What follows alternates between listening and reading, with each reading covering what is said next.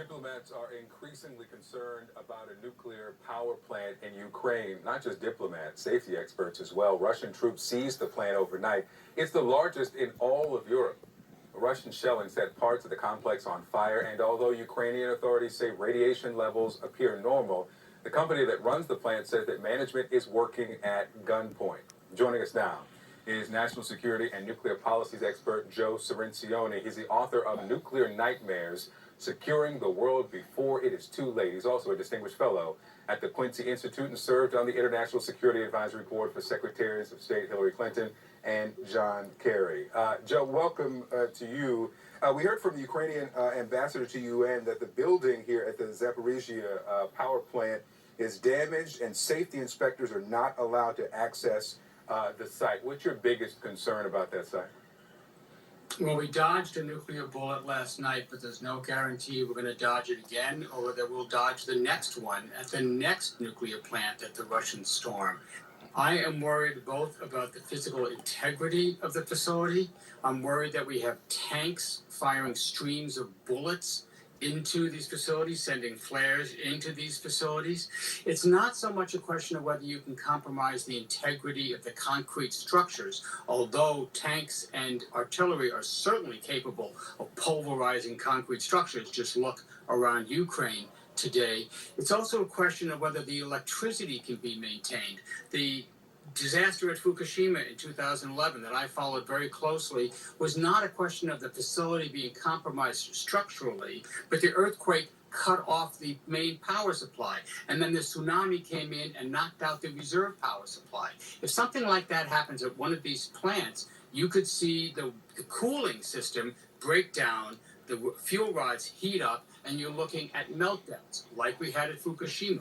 Possibly a buildup of hydrogen gas in the facility, exploding the facility like we had at Fukushima. So you're worried about all of these threats. There's many ways that this could get catastrophic very quickly. Joe, here again, I ask the question I've been asking all week, which is what is Vladimir Putin's end game here? If there's a nuclear accident or a nuclear explosion, obviously that hurts Russia as well. So what is he thinking right now? Yeah, thank you, Allison. I don't think that Putin intends to cause a nuclear accident. But he does want to terrorize the population of Ukraine, and he is doing that. He does want to cut off their electrical supply, so you seize an electric power plant. Now, if this was a coal plant or a wind farm, and you cut it off or you blew it up, it wouldn't matter. But this is a nuclear facility. This thing has to be maintained at a very high level of integrity at all times. And anything like this, completely unprecedented. No one has ever attacked a nuclear power plant in the history of the nuclear age, not even during wars in the Middle East. No one's attacked a power plant. We're seeing this for the first time, and we could see it repeated. Remember, they have 15 nuclear power plants in Ukraine. And, I don't want to be alarmist. I don't want to scare people, but I follow the advice of the Director General of the International Atomic Energy Agency, Rafael Mariano Grossi. And you look at his Twitter feed. He is extremely concerned, he says. The facilities are at severe risk. The Russians are not respecting the fundamental principle that the integrity of these plants must be maintained at all time. We are in deep trouble here, and I'm afraid it's going to get worse.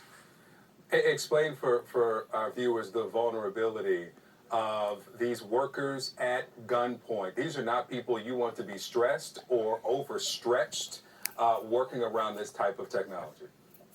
That is exactly right, Victor. That is exactly right. You think these tank commanders know how to run a nuclear power plant? Do the political operatives traveling with the Russian force know how to run a nuclear power plant? Is there any indication that any of the Russians have any idea what they're doing here? No. That's why the Director General of the IAEA wants to go to the plant. He's urging them to go to let him into the plant, to let the IAEA ensure the safety of these things. The people at Chernobyl didn't intend to cause an accident. The people at 3 Mile Island didn't intend to cause an accident. But accidents happen under perfect condition.